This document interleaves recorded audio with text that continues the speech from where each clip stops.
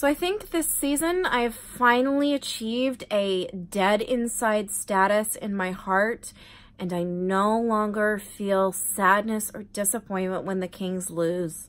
I've just come to expect it. I don't know if that in and of itself is sad, but it is what it is. So last time we played the Bruins, it was away. It was a really exciting game, actually. It was came out and we're up 2-1 kind of in the second period, then 3 unanswered goals, and then they came back and it was all very exciting. Yay! Tonight's game was not quite like that. In fact, tonight's game, the first couple of periods were kind of boring in comparison to that, particularly in comparison to that. Honestly, the first was a little boring in and of itself, but still. Jack Campbell was in net because Quick was ill. He was fine in practice, and then they sent him home and actually ended up dressing their emergency goalie, who did not have to go in. Campbell was very, very good up until the last 90 seconds, and then everything went wrong. Why can't we play 60 minutes? I'm flummoxed. I have no explanation for it. It just happens. So Campbell was in, which I actually have no problem with. I think Campbell's a great goalie. Again, until the last 90 seconds. And Martinez was out. He is now week to week. He did not aggravate his last injury. He has a brand new one, guys. We believe from blocking a shot, taking a puck there in overtime, which is further proof that karma's a bitch and they should have won it in regulation last game. Yeah, thanks. That's the gift that keeps on giving. So he was out, but Carter was back in. So there's just all kinds of personnel changes going on. We had Matt Roy, who played his first NHL game and got his first NHL penalty. Congratulations. I kid. That was after the first 5 minutes of very, very strong Kings play, and after which they scored on their first shot.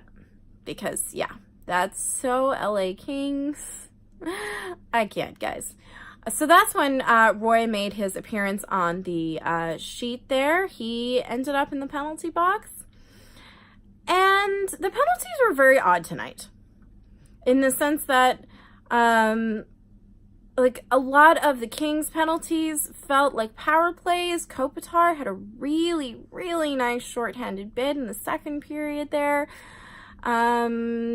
Hagelin and Iafallo, or Hagelin and Toffoli, one of those two, had some great shorthanded bids themselves, and our power plays were just terrible, like really bad. So yeah, it was a weird evening. But after the end of the first and a few more special teams there, in which the Kings didn't do a whole lot, like I said, we go on to the second period. That's when Kovalchuk does this marvelous thing. It came after another couple of weird power play / penalty kill mix-ups here.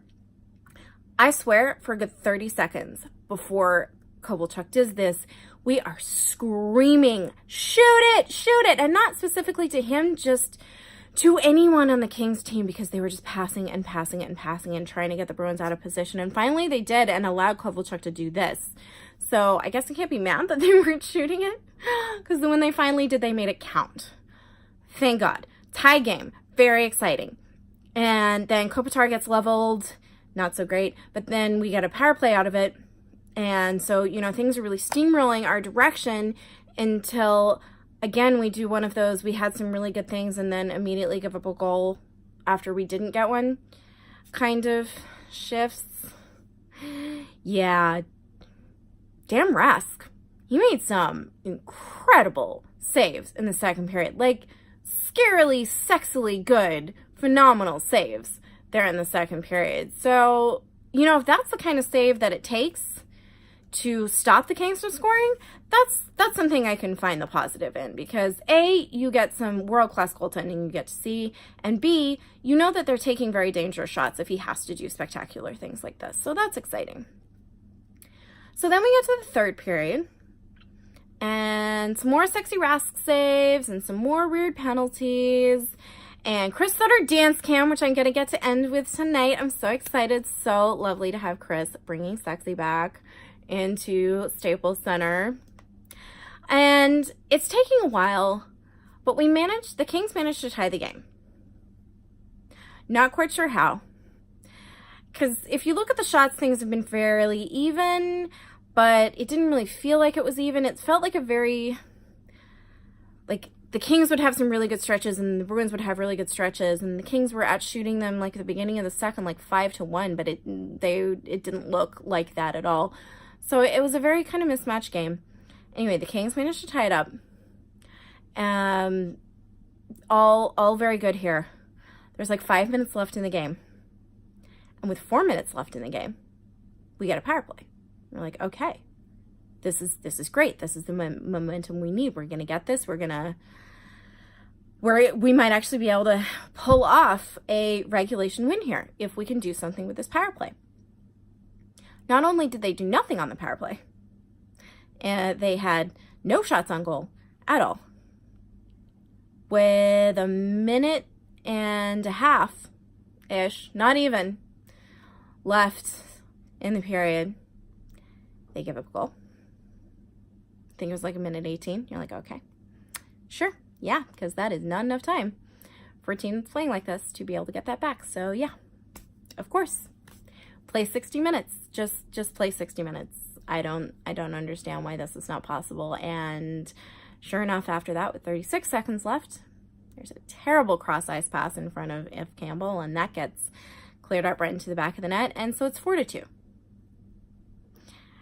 And you're just kind of thinking, what happened? We tied it up. We were so excited. We were doing so well. And then just collapsing in the last 90 seconds. It's so very typical of this season, and why I said last time I do not believe that even though statistically the Kings can still make the playoffs, that they are going to. So on that depressing note, let's cheer you guys back up with some Chris Sutter.